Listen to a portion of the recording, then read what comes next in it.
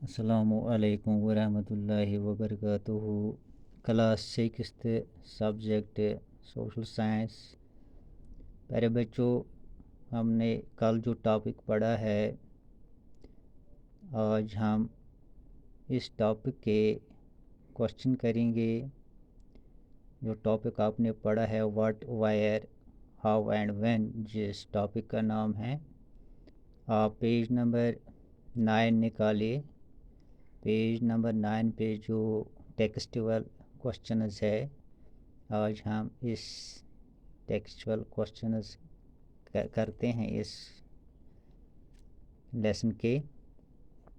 تو اس کا پہلا کوشچن جو ہے، کالم اے کو کالم بی کے ساتھ ملانا ہے، match the following.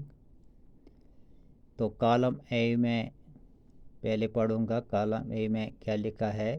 نارمدا valley, Magadha, Garo hills, Indus and its tributaries, Ganga valley.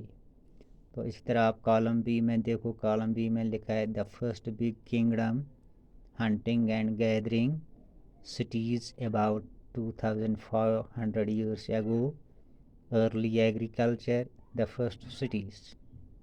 اب ہمیں کالم اے کو کالم بی کے ساتھ ملانا ہے۔ جو نارمدا ویلی ہے کالم اے میں،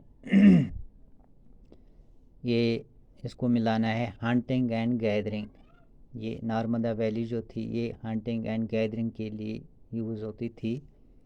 ماگادا جو ہے، یہ اس کو ملانا ہے دا فرسٹ بگ کنگڈم، جو پہلی بہت بڑی سلطنت تھی۔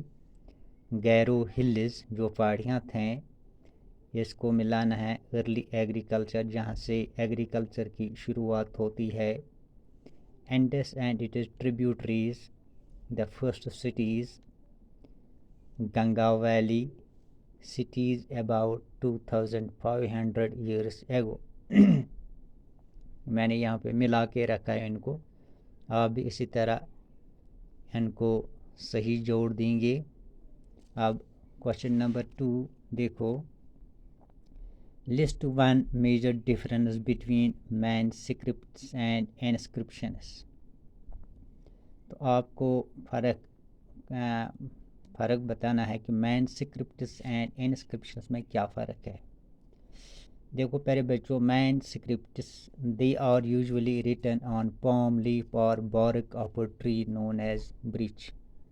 مینuscripts جو تھا، یہ وہ رائٹنگ تھی جو پام لیف پہ یعنی پتوں پہ لکھی جاتی تھی، یا اس کے لیے bark of a tree known as birch. Birch ایک پیڑ ہے، اس کے بارک کو استعمال کیا جاتا تھا کاغذ کے طور پر، یا پام لیف کو استعمال کیا جاتا تھا، یعنی پام لیف اور bark of a tree known as birch. Birch جو کہ ایک پیڑ ہے، اس کا جو چھلکا تھا، اس کو یوز کیا جاتا تھا، استعمال کیا جاتا تھا رائٹنگ کے لیے، تو اس کو ہم مینuscripts کہتے ہیں۔ تو اسی طرح اگر ہم انسکرپشنز کی بات کریں گے، those are writings on relatively hard surfaces. یہ وہ رائٹنگ تھی جو کسی ہارڈ چیز پہ، کسی ہارڈ سرفیس پہ لکھتے تھے، سچ ایز سٹون اور میٹل۔ یعنی اس وقت کے لوگ جو تھے وہ پتھروں کا بھی استعمال کرتے تھے، میٹل کا بھی استعمال کرتے تھے، ان پہ بھی وہ کندہ کر کے لکھتے تھے۔ یہ فرق ہے مینuscripts اور انسکرپشنز میں۔ تو question number 3، make a list of all those objects that archaeologists may find, which of these could be made of stone۔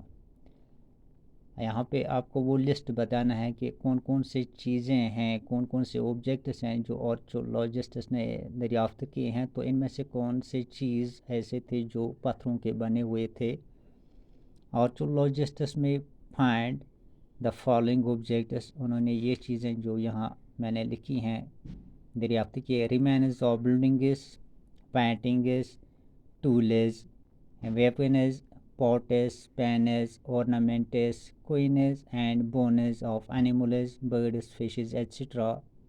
یہ وہ چیزیں ہیں جو ماہر آثار قدیمہ نے دریافت کیے، جو انہوں نے پائے فرام دا ابو لسٹ۔ ان چیزوں میں سے remains of buildings, tools and weapons could be made of stone, یہ وہ چیزیں ہیں یعنی بلڈنگز ہیں، ٹولز ہیں یا ویپنز ہیں، یہ وہ چیزیں ہیں جو پتھروں کے بنے ہوئے تھے۔ Question number 4،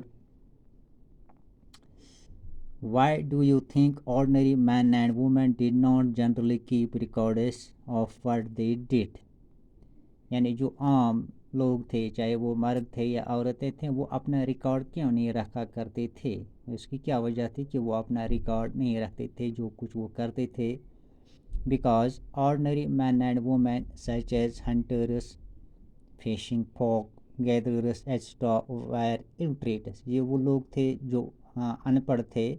they did not have proper source to maintain records, ان کے پاس کوئی ایسا وسیلہ، ایسا ذریعہ ہی نہیں تھا کہ وہ اپنا ریکارڈ رکھ سکیں۔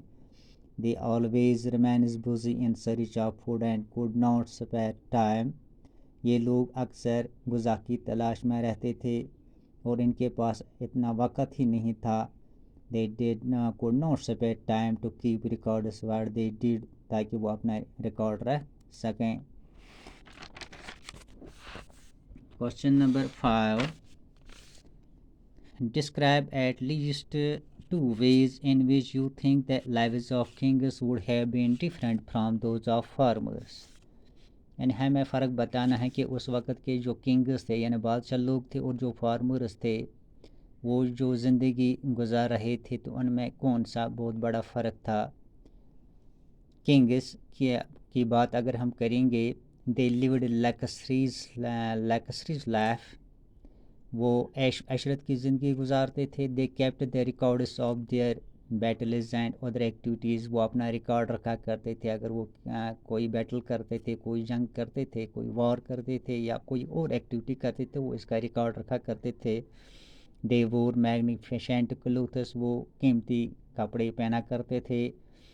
اس لیے اگر ہم فارمرز کی بات کریں گے، farmers they lived a life of hardships, ان کی زندگی جو تھی بہت ہی مشکل سے وہ اپنی زندگی گزارتے تھے۔